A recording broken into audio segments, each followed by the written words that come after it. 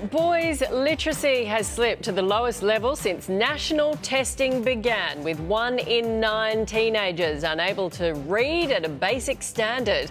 The latest NAPLAN data has revealed a growing gap in achievement between students from wealthy and poor families, as well as between girls and boys. The results show that nearly 9% of Year 9 students who have been taught to read using the look and guess technique, I think that's sight words, popular a decade ago, are struggling to read and write, with boys falling behind faster than girls. Joining me now is National Political Editor Sam Maiden and broadcaster Justin Smith. Good morning to you. Sam. Morning. Have we failed a generation of students, particularly boys? Well, to some extent, I think the answer to that is yes, and I'm not surprised. In fact, I suspect the numbers for boys might be higher than 9%. What are the reasons? I think devices are definitely one of them. I think we can see in our own children that they tend now, perhaps until a little bit older, to really, reach for the iPad or reach for their phone rather than reaching for a book. But I'm also sort of tired of the culture war in this space. I know there's some experts that say boys don't like the books they're reading because they have feelings, like boys don't have feelings. I think boys have feelings just fine. I think we just need to find a better way to teach kids how to read and make it more hands-on. Yeah, when we're looking at this age group, Justin, they're talking about this look and guess technique. I'm not sure whether you're familiar with that. No. I can remember rocking up to kindergarten and being given sight words. I'm sure some of our viewers will understand what this was. Yeah. And they had to look at a page of words like cat and just learn it. And they hadn't learned, I said, but they haven't learnt k or a or t yet to sound it out. They just had to look at it and learn. It was just foreign to me. They've now got rid of that, I think. I've never heard of the technique, although right now I feel like I've been doing it my entire life, the look and guess technique. But is it just me, or is it that NAPLAN seem to always be delivering us bad news and have been doing it for years, but don't seem to come up with a great deal of solutions? I mean, it surely can't be new news to us that boys in Year 9 have been falling away because they haven't matured the same age as girls. But in those figures, there's some shockers. I mean, it's 1/3 of Indigenous boys are being classed as being illiterate, and that shows an incredible misunderstanding of the people that they're trying to teach. I think maybe it's time we ditched NAPLAN and try to replace it with something that's going to start working. They've had their chance and it ain't working. Yeah, exactly. But NAPLAN's job, sorry to jump in, NAPLAN's job is not to come up with a solution, it's to outline the problem. So I think it's still pretty useful. They are part of the organisation, the assessment people that are there to come up with the solutions. They're part of that machine. Well, I don't think NAPLAN has been showing us, I don't think it's been showing us what is actually wrong to be able to fix it. So I think it's time to ditch them. Well, as Sam said, that's just showing us the problem. But is it showing us the problem? Because some kids are so stressed, apparently their parents are pulling them out of NAPLAN, Sam. So is it showing us the broad reach?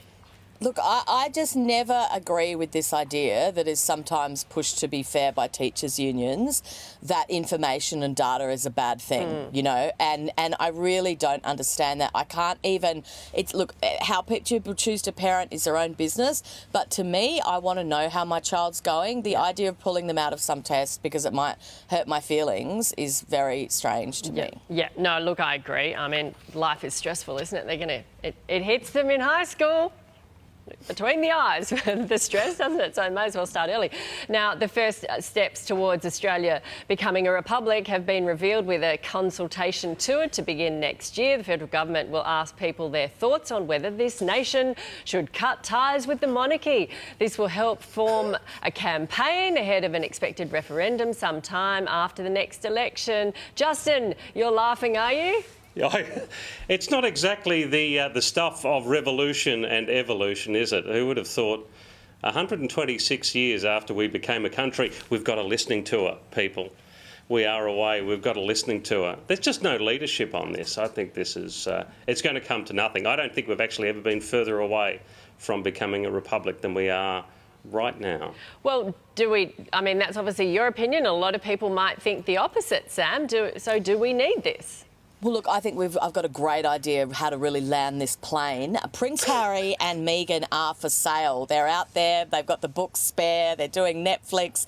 Now, listen, right, Malcolm Turnbull can go out and put a gentle mortgage over that place in Point Piper and pay these people to come to Australia and tell us to ditch his dad, right? I mean, what an ad campaign it would be.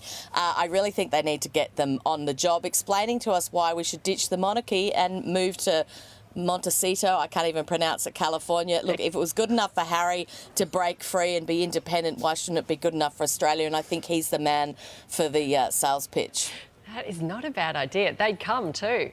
Yeah, for cash. Pass the hat around. They haven't been doing the listening tour. They've been doing the talking tour, the non-stop talking tour. Yeah, they're Look, it more wouldn't like... be the first time the colonies have paid the royals money. Why not keep it up? Exactly. They're more like, look at me, definitely. Now, tonight is Halloween, and whether you celebrate it or not, the annual American tradition has grown in popularity here in Australia over the recent years, but a leading psychologist says the holiday can actually help children advance. Halloween sparks their imagination and creativity, we're being told, and can provide an opportunity for them to safely explore challenging concepts like life and death. And Sam, before people attack me, I know it's not originally American. It dates back to the Celtics, I think. Are you a Halloween fan?